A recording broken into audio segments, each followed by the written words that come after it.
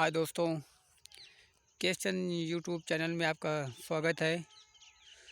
दोस्तों, मैंने इससे पहले भी आपको एक वीडियो बना के डाला था। जब मटर हमारी जग आई थी, जर्मिनेशन हो चुका था, तब मैंने डाला था एक वीडियो। और ये अब हमारी मटर फूल छोड़ दी है अच्छे से। जैसे फूल छोड़ना चाहिए वैसे फूल अब आ चुके हैं। हाँ दोस्तों, मैंने आपसे ये पहले बताया भी था कि दोस्तों कि जब भी कोई फसल बोने के तरीके सोचें कि नहीं, हाँ हमें कोई फसल बोना है, तो सबसे ज़्यादा ध्यान देना चाहिए नमी पे। अगर नमी सही नहीं है तो जर्मिनेशन होने में बहुत बड़ी दिक्कत होती है और बहुत ज़्यादा कष्ट होता है जर्मिनेशन होने में। जिस बीज को जर्मिनेशन के लिए नमी मिलेगी, वही जर्मिनेशन में जग पाएगी और बाकी नहीं जग पाती है। मैंने दोस्तों इससे पहले भी इसीलिए मैंने आपको बताया। देखो, आज भी देख लीजिए कि बहुत जो वृक्ष है, हर एक थोड़ा गैप ज़्यादा है। बहुत बिया हमारा नष्ट हो गया जो नहीं जग पाया। इसलिए मैं आप लोगों को सोचता हूँ, जब भी आप कोई फसल बोएं, किसान भाइयों से मेरा अनुरोध है कि जब भी कोई फसल बोएं तो ज़रूर एक बार उसको नमी की ज़रूर ध्यान देना चाहिए कि नमी हमारी है खेत में या नहीं है। देखो, तो नमी न होने के कारण से हमारा खेत ये बहुत ज़्यादा बिगड़ है। पे चलो, मटर का जो बीज था मटर का वो अच्छा था, इसलिए इसकी ब्यास हो रहा है, इसमें काफ़ी ज़्यादा ब्यास आ रहा है, तो इसलिए पूरा खेत हमारा भर चुका है। और इसमें ये भी देखें कि हमारे मैंने आपसे इससे पहले भी बताया था ना कि हमारे गांव के पास में जंगल है थोड़ा, इसलिए नील गाय की बड़ी दिक्कत होती है। और जो गाय हैं, ऐसे लोग बहुत जानवर ऐसे आते रहते हैं। तो देखो, इसके लिए हमें ये मटरा बोते हैं। इसके बाद मैंने आपसे इससे पहले बताया था ना एक वीडियो में कि वो तरबूज बोना था, जो 80,000 रुपये केजी का बीज आता है, उससे बोया जाता है। तो इसलिए मैंने इसमें देखो रोकने के लिए सब जानवर, तो ये मैंने खंभे लगवा दिया। और उसके बीच बीच भी कभी आ जाते थे जानवर, तो मैंने उसमें ये जो लिप्टिस के बल्ली आती हैं इनको गड़वा दिया हूँ। इसलिए ऐसे करना पड़ता है सब दोस्तों। और मटर के फूल हमारे खेत में अब इतनी देर अच्छे ढंग से स्टार्ट हो गया है आना, इसलिए मैंने सोचा कि आप लोगों को बता दूं एक बार कि नहीं, फूल आना स्टार्ट हो गया है। अभी कुछ ही टाइम लगेगा, जो कि हमें अभी टाइम लग रहा है, जो अभी इसको सब कंप्लीट करने में। नील गाय फिर भी नहीं मान रही है, वैसे भी आ जाते हैं हमारे यहाँ। ये जो जिसे सियार बोलते हैं, ये बहुत ज़्यादा है। तो ये नीचे से घुस के आके सिर्फ खाता भी नहीं है और ये काट देता है, बौड़ा को काट देता है ऊपर से। काटने के बाद बहुत नुकसान होता है, इसलिए हम बहुत परेशान रहते हैं। तो रोज़ आते हैं। ये देख लीजिए आप, ये एक पौधा कटा हुआ है, पड़ा है बीच में, ये दिखाई देता है। ये देखो, ऐसे काट काट के बहुत वृक्ष हैं जो हमारे कट चुके हैं। और कुछ ताकते हैं, कितना ताकें ये शायद समझ में नहीं आ पा रहा है हमारे, इतना इसमें। और ये एक फुनैल की वो आती है, शीशी आती है, उसको अगर हम यहाँ पे रुई बांध के रखें, ये वो दिखाई देता है, डंडी गाड़ रखे हैं। इसमें रुई का फिया लगा के गाड़ रखे हैं कि गंदगी की वजह से शायद वो ना आ पाए। वो ऐसे भी करना पड़ता है सारा कुछ, और उसके बाद भी हमें दिक्कत उतनी ही रहती है। तो आप लोग ने ये तो सब देख ही रहे हैं। और ये देखो, फूल काफ़ी अब आ चुका है। फ़िलहाल इसका फूल अभी ये 15 दिन, क्या 1 महीने तक अभी फूल ऐसे ही आते रहेंगे। और अभी इसको तोड़ने में हमें फरवरी लग जाएगा। फरवरी में शायद टुटाई हो, या तो जनवरी में हो सकती है। ये तो अभी हमें नहीं पता है कब तक इसकी छीमी टूटने लायक हो जाएगी। पे देखो, ये बीच में ज़मीन हमारी बहुत बेस्ट हो रही है, ज़मीन खाली पड़ी है। ये थोड़ी गलती के कारण से ऐसा कुछ हो गया है हमें, और पे गलती हो गई। अभी पहले, इससे पहले भी किए थे तो तब तो बहुत अच्छी पैदावार हुई थी। पे अब की ऐसा हमें नहीं लग रहा कि ऐसा कुछ पैदावार हो सकती है या नहीं। तो अगर आप भी कभी भी कोई फसल बोने से पहले नमी को ज़रूर ध्यान दें। ये हमारा आप सब लोगों से रिक्वेस्ट है कि अगर नमी को आप ध्यान देंगे तो बीज जगने में कोई दिक्कत नहीं होगी, जगेगी। और ये ऐसे 1.5 बीघे तक अंदाज में है। इसमें पूरे में जो हम वो तरबूज बोते हैं, उसमें पन्नी बिछाना पड़ता है पूरे खेत में।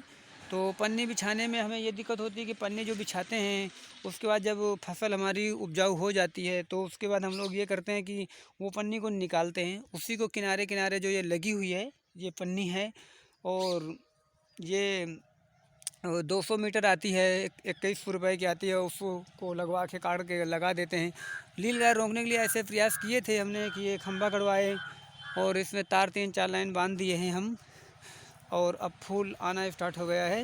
इसलिए दोस्तों, जब भी आप कोई फसल करें, ये मैं फिर भी कहता हूँ आपसे, बार बार यही बात बोलता हूँ कि जब भी कोई फसल करें तो ज़रूर ध्यान दें। तो आप इस चीज़ को ज़रूर ध्यान देना चाहिए कि नमी का प्रकोप ज़रूर होना चाहिए।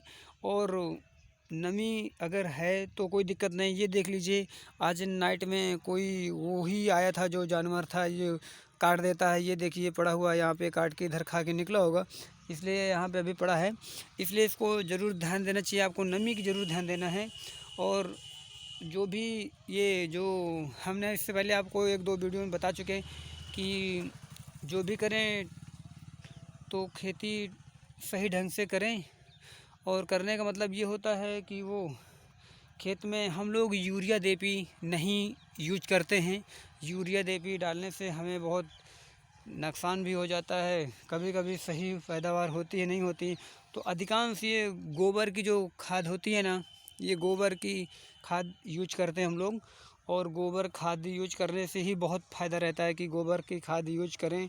और उससे हमें खाद बहुत महंगी पड़ती है, 1500 रुपये की आती है एक बोरी, जो 50 kg रहेगी। इसलिए उससे अच्छा है कि 1000 रुपए की एक ट्राली 5 मिल जाती है, इसमें डालें और डाल के उसको उपजाएं। जो भी है टेक्निकल खेती करें तो ज़्यादा अच्छा है। और वो दवा डालने से कोई हमें ऐसा समझ में नहीं आता कि दवा से कोई प्रॉब्लम हो सकती है कि नहीं हो सकती। वो तो हमें नहीं, जो भी कीटनाशक भी नहीं आते इसमें। देख लीजिए आप, बहुत ध्यान से देखिए कि हमारे खेत में ऐसा कोई कीड़ा अभी तक तो नहीं लगा हुआ है। इसलिए कि जो गोबर की खाद होती है वो थोड़ा हल्का से बदबू तो रहती है ना, उसमें खाने का ऐसा कोई चांस नहीं रहता। तो इसलिए आप अधिकांश जो भी खेती करें वो गोबर की खाद खाद से ही अधिकांश ध्यान दें कि उसे ही डलाएं। और यूरिया देपी को ज़्यादा ना ही यूज करें तो ज़्यादा सही है। ये मैं आप ऐसे ही करता हूँ। और इससे पहले जो मैंने अभी एक टमाटर की खेती के लिए बताया था कि टमाटर की खेती डाला, तो उसमें भी मैंने हर एक वृक्ष को 3 फीट जगह दे दिया था, 4 फीट। और देने के बाद मेड़ जो होती है, मेड़ में मैंने उसको लगवाया था, वो 6x6 के गड्ढा खोद के उसमें 5 भरवाया था, 2 kg, 1.5 kg, 1 kg तक। तो आप देखेंगे उसमें कि 5-5, 6-6, 8-8 किलो तक टमाटर लगा हुआ है। और उसे भी हमारे ही पास में ही, बिल्कुल हमारे ही समझ लो एक जानकारी में सब ये हो रहा है, करवा भी रहे हैं ऐसा कुछ। और देखो फूल हमारे पूरे ही खेत में आ चुका है। ये मैं आपसे जानकारी देना चाहता हूँ कि जब भी मटर के लिए फिर एक बार कहूँगा कि जब भी आप मटर बोएं या कोई भी फसल करें, नमी को ज़रूर ध्यान देना चाहिए आपको। अगर नमी नहीं है तो कुछ नहीं है, खेत में बहुत दिक्कत हो सकती है नमी न रहने के बाद। इसलिए फिर मैं आपसे रिक्वेस्ट कर रहा हूँ कि नमी के लिए आप ज़रूर ध्यान देना चाहिए।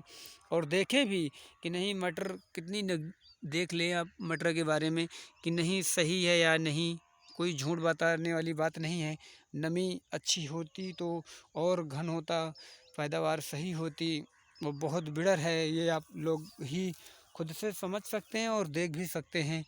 देखें कि पन्नी लगाना पड़ता है, अगर इतना हम ना रोकें, जानवर रोकने के लिए इंतज़ाम ना करें तो शायद हमारा खेत नहीं बच सकता और कुछ नहीं हो सकता।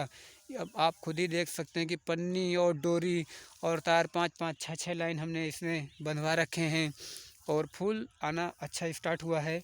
ये अगर आपको कोई बात मुझे पूछना है या बताना है, आपको कुछ सुझाव है तो आप कमेंट ज़रूर करें। और कमेंट करके आप पूछ सकते हैं हमसे, या आपको कोई कमेंट देना है बात तो कमेंट करके हमें बताएं कि नहीं आप ऐसे करिए या कैसे किया जाता है, ये सब आप बता दें।